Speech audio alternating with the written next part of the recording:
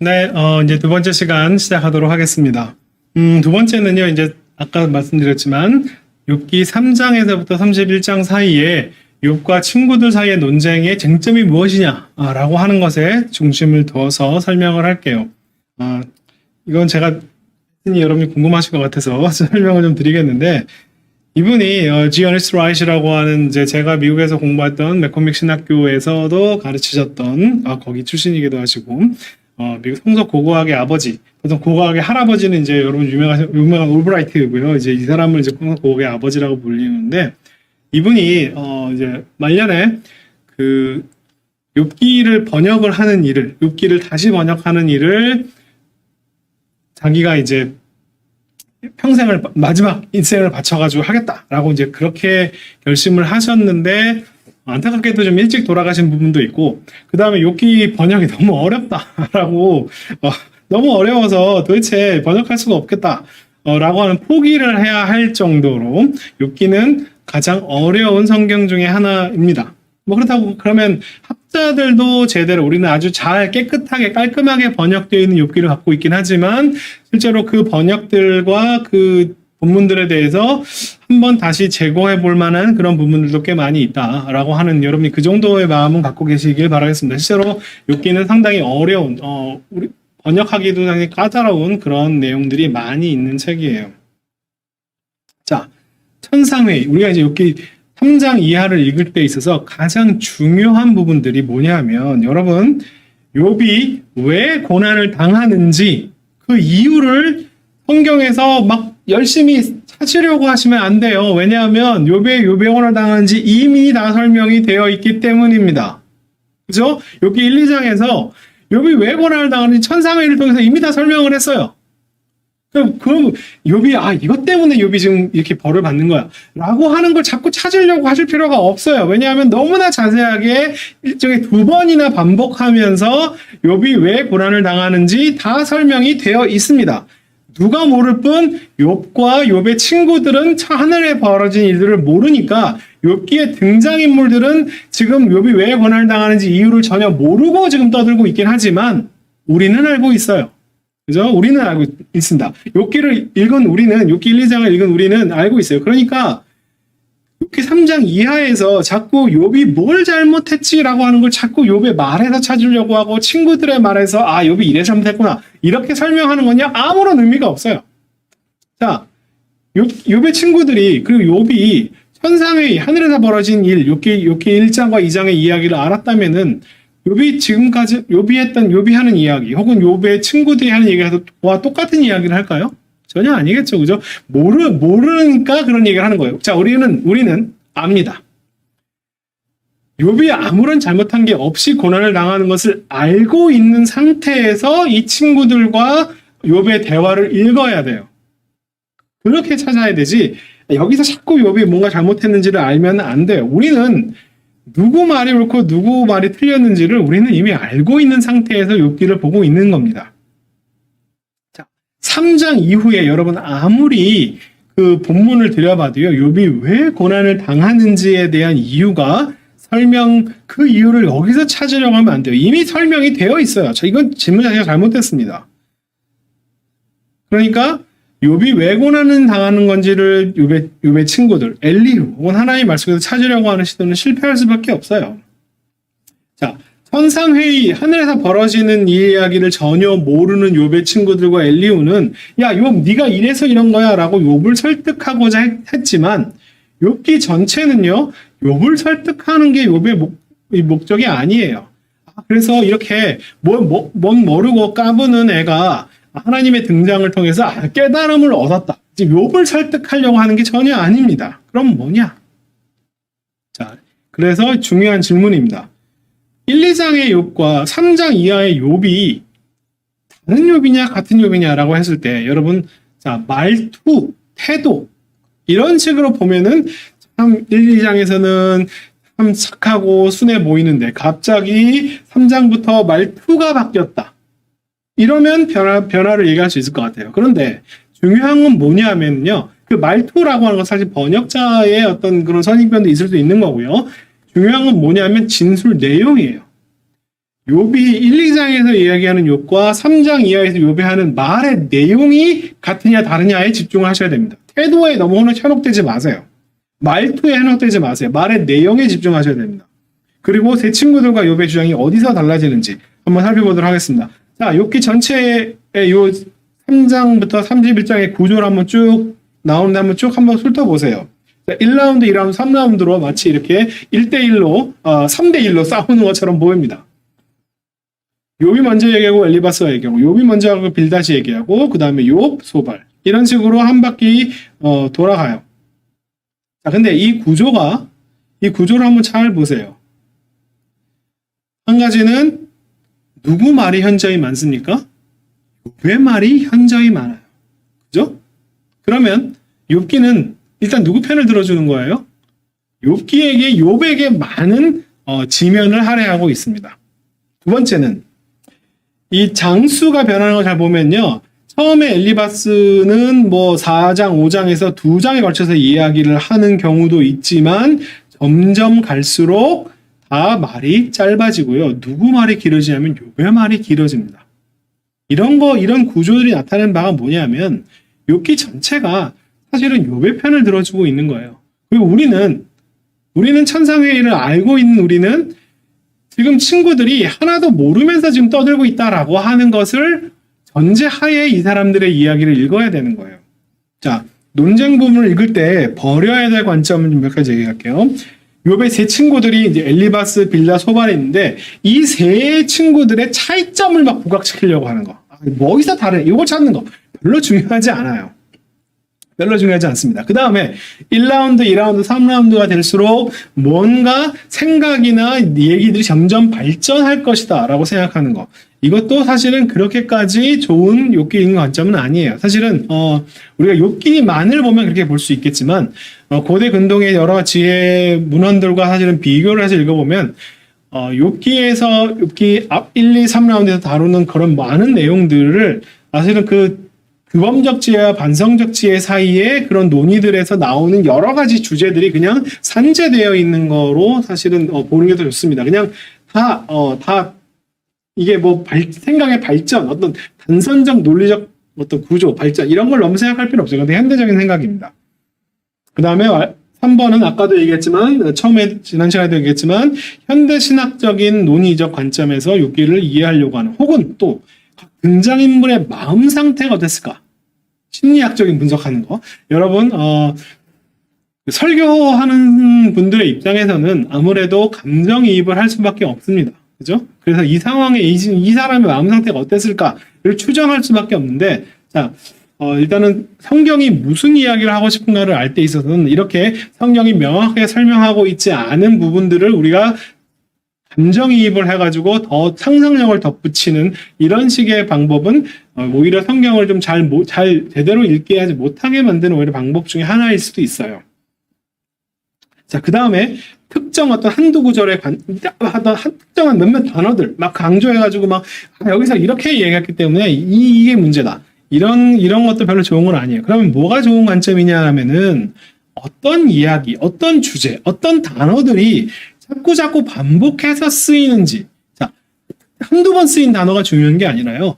반복되는 주제, 어떤 이야기가 자꾸 나오느냐. 그 다음에 이 규범적 지혜, 전통적 지혜와 그 다음에 반성적 지혜 사이에 큰 틀 안에서 이 친구들의 이야기와 욥의 이야기를 잘 비교해서 이야기하면 보면은 이 이야기가 더 선명하게 보입니다.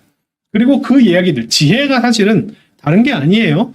지혜란 무엇인가라고 하는 제가 책을 썼는데 그 책에 사실은 지혜가 뭐냐면 하나님을 아는 거예요. 다른 게 아닙니다. 하나님을 아는 것이고 하나님이 우리에게 무엇을 알려주기를 원하는가? 그것을 아는 거죠. 그 지혜와 지식은 같은 거예요. 지식이 뭐 세상 공부하는 걸 얘기하는 게 아니라 하나님을 아는 걸 얘기하는 표현입니다.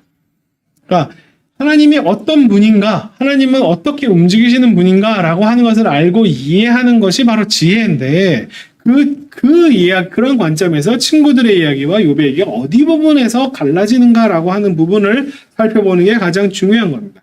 자, 한번 보겠습니다. 욥이 처음부터 하나님, 내가 안 태어났으면은 이렇게 고통을 당하지 않았을 텐데라고 하는 식으로 이야기하는 걸 보면 우리는 사실은 아니 어떻게 이렇게 망발을, 그죠?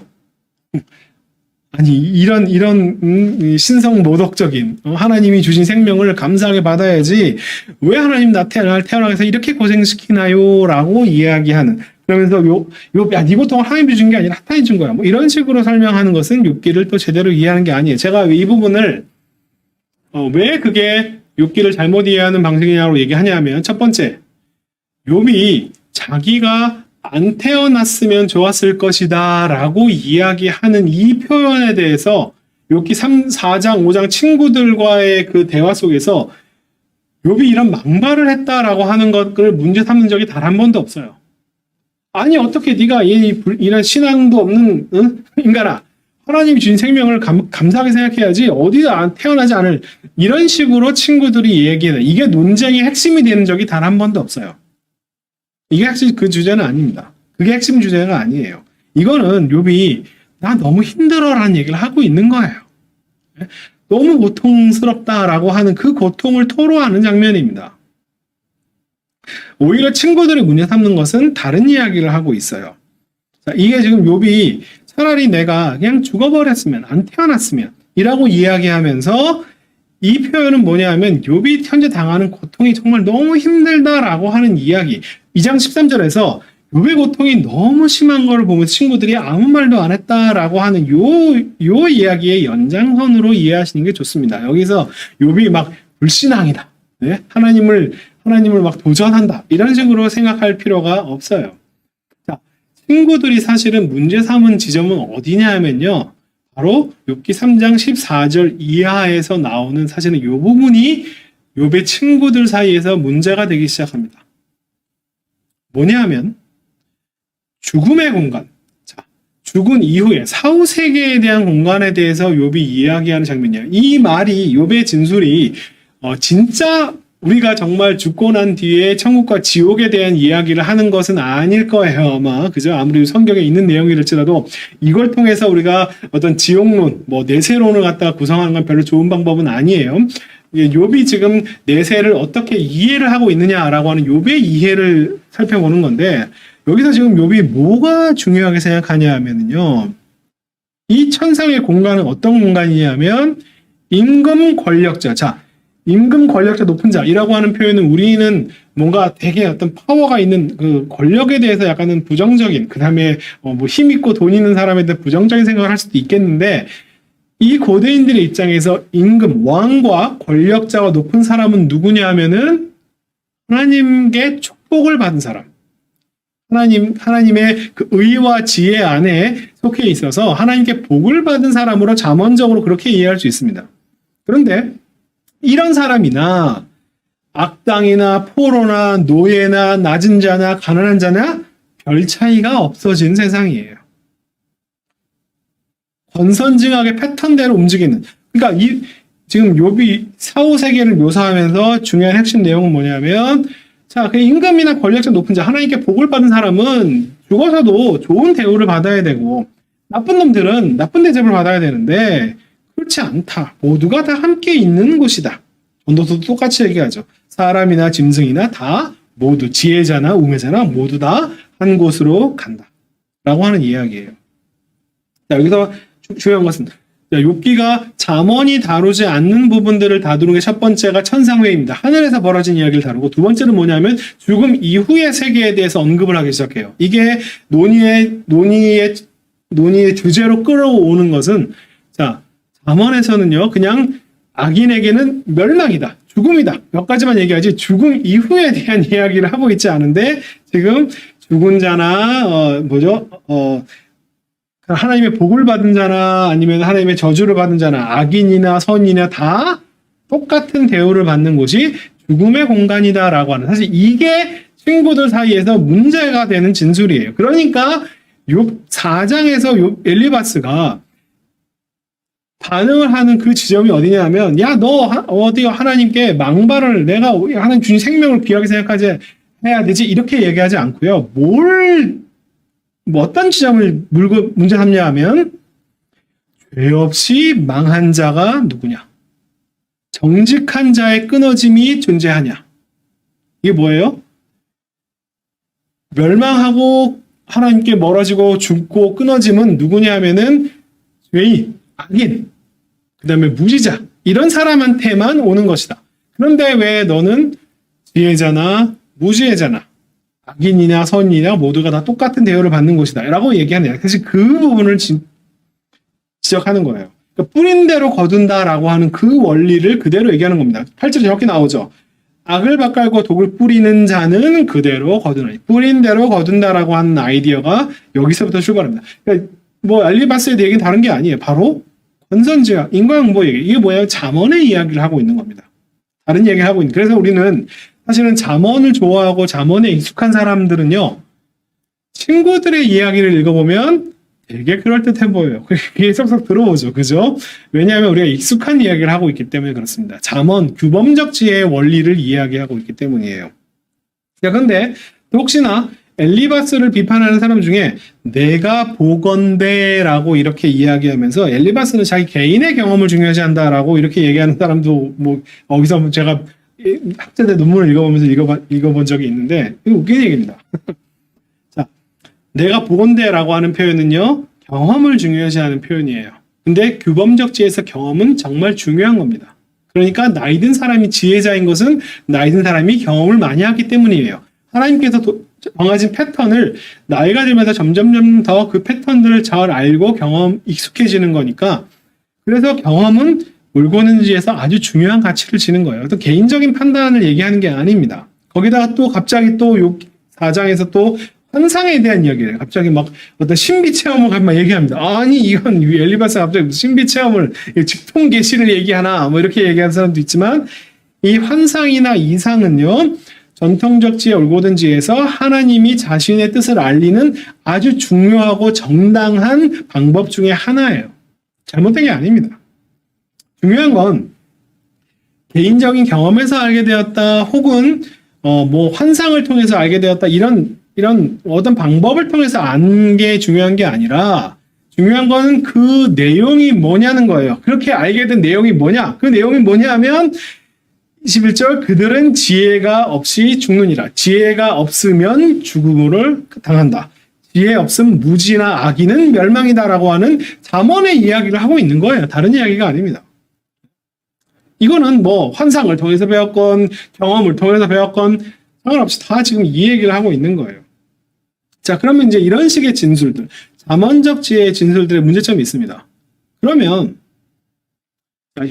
현대신학 모두가 죄인이다. 그럼 모두가 다 고통을 받아야 되죠. 그죠? 그래서 모두가 죄인이면 모두가 고통을 받아야 되는데 그렇지 않죠? 그렇지 않아. 어떤 사람들이 잘 먹고 잘 사는 것 같습니다. 그죠? 그 다음에 왜 모두가 욥처럼 고통을 받지 않는가라고 하는 문제가 발생해요.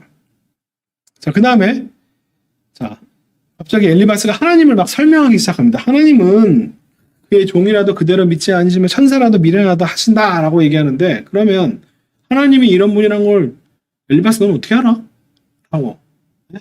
어떻게 알아? 라고 얘기할 수 있는 거죠. 자, 지혜가 없이 죽느니라 라고 얘기를 하면 그러면 지혜가 있는 사람은 안 죽습니까? 안 죽어요? 죽어요. 모두가 다 죽어요. 그러니까 이런 식의 문제점들을 사실은 이제 욥기가 제기를 하고 있는 겁니다. 엘리바스의 이야기는 결국은 5장에서도 나왔지만 결국 얘기는 뭐냐면 뿌린 대로 거둔다라는 얘기예요. 징계로 연단하신 우리가 참 익숙한 표현이죠. 하나님이 이렇게 그것도 잠언에서도 중요하게 얘기되는 징계로 연단하시는 하나님. 그래서 나중에 뭐 정금같이 나올 것이다. 뭐 이런 식의 이야기들이 이것도 사실은 규범적 지혜에서 나오는 표현들이에요. 잠언에서 나오는 표현입니다. 그러면서 근데 지금 엘리바스 얘기 중에 한 가지 흥미로운 지점들 중에 하나는요. 24절에 내 장막의 평안함을 알고 내 우리를 살펴도 잃을 것이 없을 것입니다. 이건 하나님의 뜻을 잘 따르면, 그죠? 하나님의 뜻을 따르면 장막과 우리는 인간의 활동 영역입니다.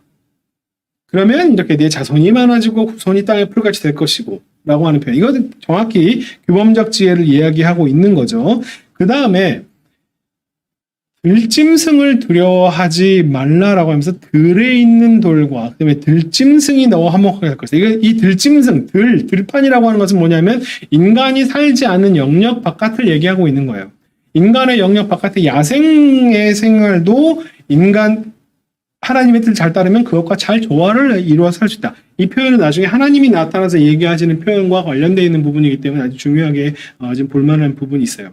자, 그래서 엘리바스가 결국 우리가 연구와 공부해서 알게 된 거 그런 거 아니라 이것도 결국은 내용이 뭐냐 하면 다 뿌린 대로 거둔다라고 하는 이야기예요.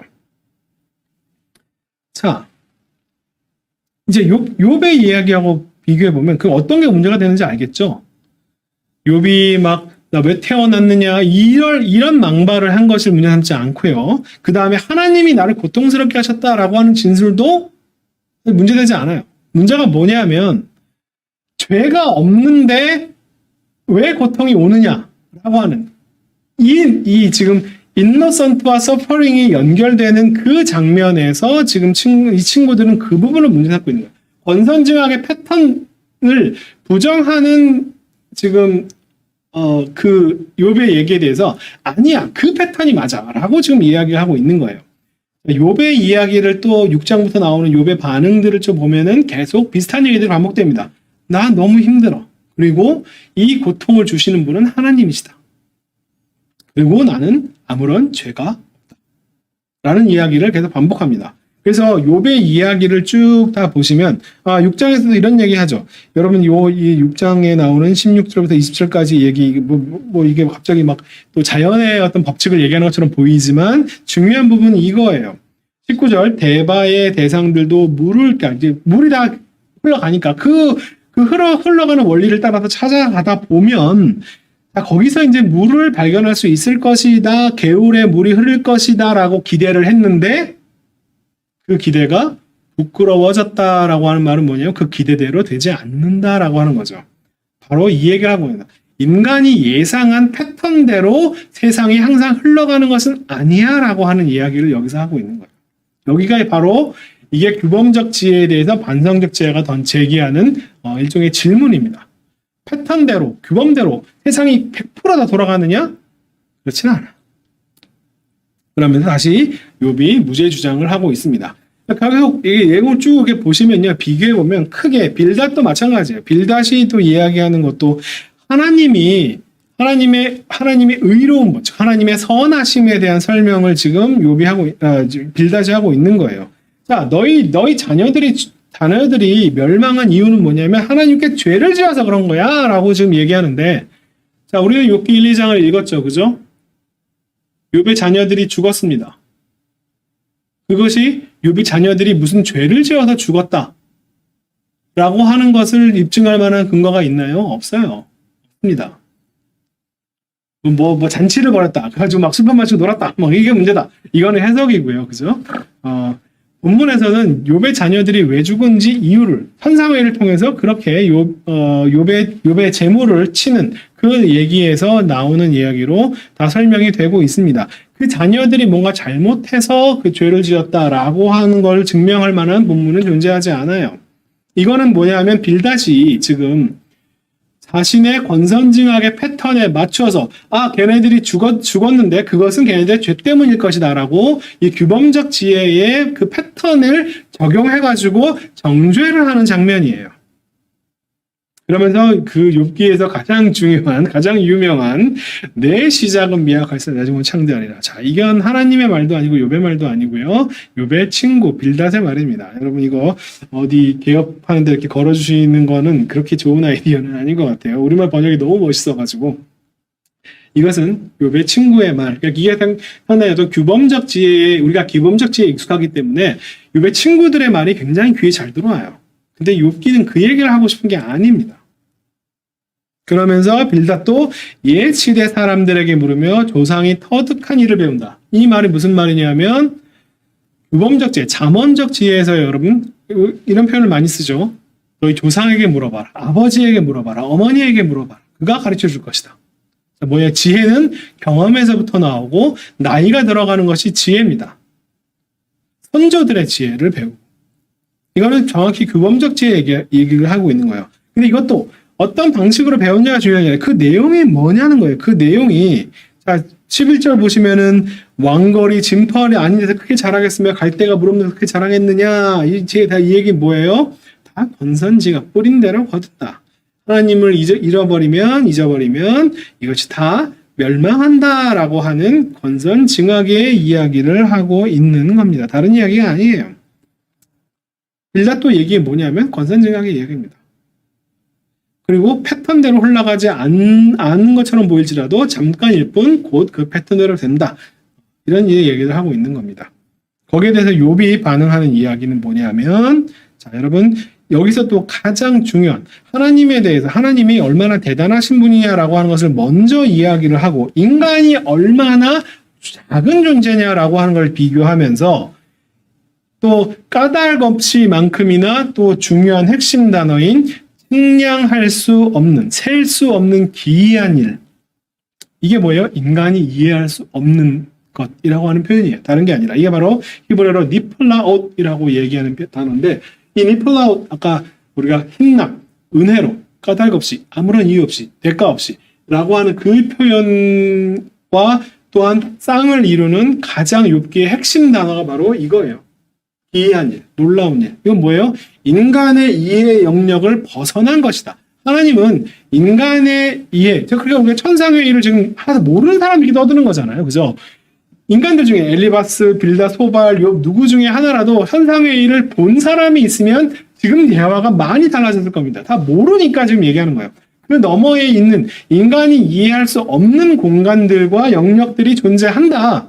그 부분은 인간이 몰라라고 하는 이야기를 지금 반성격제가 아주 중요하게 제기하는 단어가 바로 핵심 단어예요. 욥이 지금 그 얘기를 하고 있습니다. 하나님이 정하신 이 세상이 어떤 식으로 돌아가는지 우리는 잘 모르는 부분이 많이 있어. 하나님이 어떻게 하시는지 우리는 잘 몰라. 라고 하는 이렇게 얘기하는 어떤 특정한 패턴대로만 돌아가는 것이 아니고 설명할 수 없는 우리가 알 수 없는 그런 부분들이 많이 있다라고 얘기를 하고 있는 장면이에요. 그러면서 9장에서 그가 내 앞에 지나가시나 내가 보지 못하며 자, 이것은 하나님과 욥의 사이가 끊어져 가지고 욥이 하나님을 못 보 이런 얘기가 아니라 인간은 하나님을 그렇게까지 정확하게 알 수가 없다라고 하는 이야기를 하고 있는 거예요. 그가 내 앞에서 움직이시나 내가 깨닫지 못해. 하나님께서 움직이시는 운행의 원리를 인간이 그렇게 100% 다 알 수 있는 건 아니야 라는 얘기를 하는 거예요. 그러면서 12절 하나님이 빼앗으시면 누가 막을 수 있으며 하나님 도대체 왜 그래요? 라고 물을 수 있느냐? 없다는 거예요. 하나님의 주권을 얘기하는 것이고 하나님의 자유를 얘기하고 있는 장면이에요. 하나님 마음대로야 라는 얘기하는 거 쉽게 해요. 하나님 얘기. 그러면서 하나님이 나를 치셨는데 나를 고통스럽게 하셨는데 거기에 대해서 까닭 없이 아무런 이유가 없다라고 하는 얘기 아주 주제어가 반복되고 있는 거죠. 이게 핵심 내용입니다. 이유가 없다. 자, 그래서 욥의 친구들 욥의 이야기를 종합해보면 이겁니다. 욥의 얘기의 대부분은요 이 얘기들의 변주예요. 이 세 번에 나눠서 쭉 여러 번에 나눠서 얘기하는데 첫 번째 너무 힘들어. 죽을 만큼 괴로워. 두 번째는 나 잘못한 게 없어. 아무 생각이나 잘못한 게 없어. 세 번째는 이 고통은 하나님께서 주시는 것이야. 자, 이거는 잘못된 불신앙의 진술이 아닙니다. 이건 신앙인의 진술이에요. 여러분 나오미도 그죠? 나오미도 하나님께서 나를 정말 아주 내 인생을 쓰디쓰게 만들어서 내 이름 더 이상 나오미 잘 먹고 잘 살다 웰빙이라는 뜻인데 나오미라고 부르지 말고 나를 말하라 불러라 이렇게 얘기했다고 하나님이 이런 불신앙 이렇게 얘기하지 않죠. 그죠? 고통이 하나님께로 왔다라고 하는 것은 신앙인의 표현이지 불신앙의 표현이 아닙니다. 그다음에 그것을 친구들이 문잡지 않아요. 네 고통은 하나님이 주신 게 아니라 다른 무엇인가가 준 거야라고 다른 어떤 악의 존재가 너의 고통을 준 거야라고 하는 이런 식으로 설명하고 있지도 않아요. 이 자체가 문제되지 않습니다. 근데 문제는 뭐냐면 이유가 없다는 거야. 까닭 없이. 도대체 나는 왜 하나님께서 나의 고통을 주시는지 모른다. 천상회의를 모르는 인간이 할 수 있는 최선의 대답이에요. 모른다예요. 모른다. 하나님이 왜 그렇게 난 고통을 주는지 난 이유를 모르겠다. 그 다음에 인간은 하나님께서 어떻게 움직이는지 이해할 수 없다. 이 기이한 일, 니플라웃. 이게 이 두 단어, 까닭 없이와 기이한 일, 이 두 단어가 욥기 전체를 이끌어가는 아주 중요한 핵심 단어예요. 인간의 지혜와 하나님의 지혜는 다른 거야 라는 얘기를 하고 있는 거예요. 그래서 규범적 지혜에서, 잠언적 지혜에서 하나님을 경외하고 하나님을 두려워하는 사람은 어떤 일을 해야 되냐면 하나님의 뜻을 알려고 열심히 노력해야 되고 그 뜻대로 살아가는 것이 하나님을 경외하는 거죠. 하나님이 왜 두려우신 분이냐? 하나님을 왜 경외해야 되냐? 하나님께서 이 세상의 패턴을 만드신 분이기 때문에 그 패턴을 잘 아는 것이 인간의 태도, 신앙인의 태도인 거죠. 그런데 반성적 지혜, 삐딱한 지혜에서는 하나님을 어떤 특정한 패턴 안에 가두어 놓을 수 없어. 하나님은 그 패턴을 만드신 분이기도 하지만 그 패턴을 초월하시는 분이야. 그래서 우리는 내가 이렇게 하면 하나님이 이렇게 움직이고 마치 기계처럼 내가 이렇게 하면 이렇게 반응하시는 분이야 라고 하는 식으로 하나님은 어떤 틀 안에 가두어 놓을 수 없어. 하나님의 패턴을 우리는 모르기 때문에 하나님이 더욱더 두려운 분이야. 그 앞에서 겸손할 수밖에 없어 라고 얘기를 하는 거예요. 그러니까 겸손에 대한 이야기가 달라요. 규범적 지혜는 어떤 게 겸손이냐 하면, 잠언은 어떤 게 겸손이냐면 하나님의 뜻을 아는 게 겸손이에요. 알려고 하는 게 겸손입니다. 그리고 배우려고 노력하고 그 패턴대로 따라 사는 것. 그런데 반성적 지혜는 뭐냐 하면은 그 패턴을 안다라고 얘기하는 게 그게 교만이다. 우리는 모른다. 우리는 인간은 하나님의 영역이 우리의 이해를 초월하기 때문에 우리는 하나님이 어떻게 움직이시는지 그 패턴을 우리는 완벽하게 알 수 있지 않다라고 하는. 그러니까 규범적 지혜에서 겸손이라고 하는 것이 이 반성적 지혜에서는 오히려 그것이 교만이다라고 얘기하는 거예요. 그 다음에 중요한 얘기입니다. 현실을 봐라. 세상에 패턴대로 규범대로 돌아가는 것만은 아닌 현실을 여러분들이 인식을 똑바로 해야 한다. 어떻게 악인이 생존하고 악인이 죽어야 되는데, 악인은 멸망해야 되는데, 악인이 잘 사는 것뿐만 아니라 그냥 사는 게 아니라 장수하고 오래 살고요. 그냥 어떻게 하든 삶을 유지하는 것이 아니라 세력이 강하게 잘 먹고 잘 사는 거죠. 근데 악인 혼자만 잘 먹고 잘 사는 게 아니라 걔네들의 후손들까지도 잘 먹고 잘 살고. 그러면 얘가 악인인데 이때는 그래도 좀 뭐가 그래도 권선징악 패턴이 안 되었으면 후손 때라도 돼가지고 뭔가 그 후손이 멸망을 해야 되는데 후손들도 잘 먹고 잘 사는 이 현실을 어떻게 설명할래? 권선징악의 패턴으로.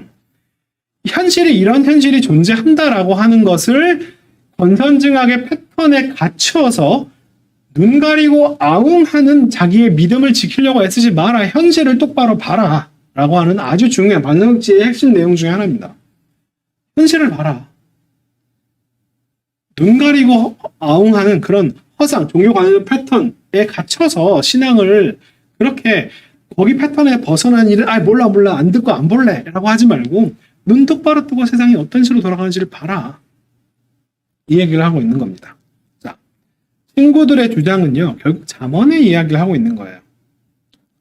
하나님의 절대 주권, 하나님은 어떤 분이냐? 패턴을 만드신 분이고 그 패턴은 뭐냐면 인과 응보, 뿌린 대로 거두는 그 원리가 하나님께서 정하신 원리이기 때문에 욥이 얘기하는 나는 잘못한 게 없는데 의인이 고통을 당한다라고 하는 것은 하나님께 대한 도전이 되는 거죠.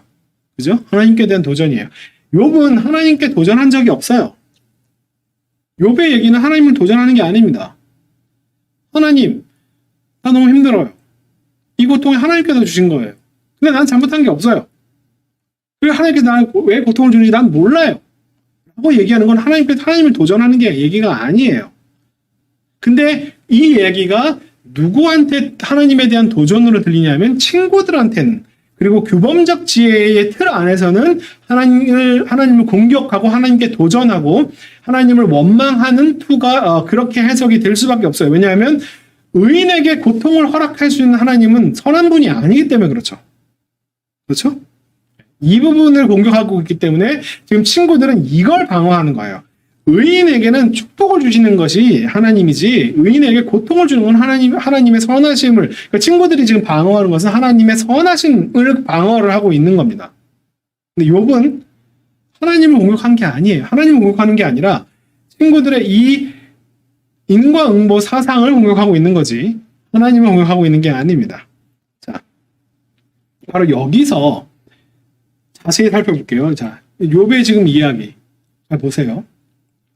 하나님은 어떤 인과응보의 패턴대로 지금 벌을 주고 상을 주는 분이 아니다라고 이야기하는, 나는 그 하나님께서 왜 고통을 주시는지 몰라라고 얘기하는 욥의 3장 31장까지의 욥의 진술들은 지금 뭘 공격하고 있냐 하면은 바로 여기서 얘기하는 2번 권선징악의 패턴대로 하나님이 운행하시는 분이 아니야라고 하는 이야기를 하고 있는 건데, 이 이야기는 1장과 2장에서 욥의 진술, 하나님이 마음대로 주시기도 하고 거두시기도 하고 하나님이 복도 주시기도 하고 화도 주시기도 하고 어떤 특정한 원리와 원칙과 패턴대로 하시는 게 아니라 그냥 하나님 마음으로, 하나님 자유로 하나님이 주기도 하고 가져가시기도 하고 좋은 걸 주기도 하고 나쁜 걸 주기도 하고, 거기에 대해서 이유가 없고 우리는 이유를 모른다라고 이야기하는 욥의 진술과 내용이 다른 내용이냐라고 하면 같은 내용이에요. 그죠? 1, 2장에서 욥이 말은 되게 부드럽고 겸손하게 하는 것처럼 보이죠. 그죠? 주시는 분도 하나님이고 복도 주고 화도 주고, 그리고 굉장히 겸손한 욥. 근데 3장에서는 막 친구들과 논쟁하면서 굉장히 거칠게 이야기하는 자기 고통을 토로하는 그런 욥의 말투가 그렇지만 실제 내용을 들여다보면 다 무슨 내용이 같은 내용이에요. 하나님이 어떤 패턴대로 움직이시는 분이 아닌 하나님의 자유, 하나님의 절대 주권을 강조하는 거예요. 하나님이 정해놓은 패턴으로 절대 주권을 설명하는 게 아니라 하나님은 그 패턴을 초월하는 분이야 라고 하는, 주기도 하고 거두기도 하고 복도 주고 화도 주고 하나님 마음이야 라고 하는 이 부분을 강조해서, 아무런 거기에 대해서 우리가 인간이 그 이유를 알 수가 없다 라고 하는 이야기를 지금 하고 있는 거예요. 그러니까 1, 2장의 욥과 3장 이하의 욥의 발언이 말투나 태도에 있어서는 약간은 차이가 보일 수 있을지 모르겠지만 말의 내용으로 들어가 보면 실제로 같은 내용을 다루고 있는 겁니다. 전혀 다른 욥이 아니에요. 같은 욥입니다. 말의 내용은 같은 내용이에요. 그래서 제가 말씀드리지만 말투에 현혹되지 마라. 말의 내용이 무엇이냐에 집중해라. 주시는 분도 거두시는 분도. 이게 하나님의 마음, 하나님의 자유를 얘기하는 표현이잖아요. 하나님의 절대 주권을 얘기하는 거고요. 어떤 하나님의 특정한 방식으로 움직이는 게 아니라 하나님 마음대로다 라는 얘기예요. 거기에 대한 이유를 얘기하는 것 자체가 인간이 이유를 갖다 붙일 수 있는 게 아니야 라는 얘기를 처음부터 했고 나중에도 했고요. 그죠? 자, 이제 드디어 하나님이 이제 딱 나타나가지고 욥이 왜 고난을 당하는가라고 하는 우리의 궁금증을 딱 풀어주셔야 될 하나님이 나타나서 말씀을 하십니다. 하나님 거기 길게 얘기해요. 근데 그 길게 얘기하는데 아무리 들여다봐도 욥이 왜 고통을 당하는지에 대해서 설명한 것 같지가 않아 보여요. 근데 그 앞에 엘리후라고 하는 아주 독특한 사람이 등장합니다.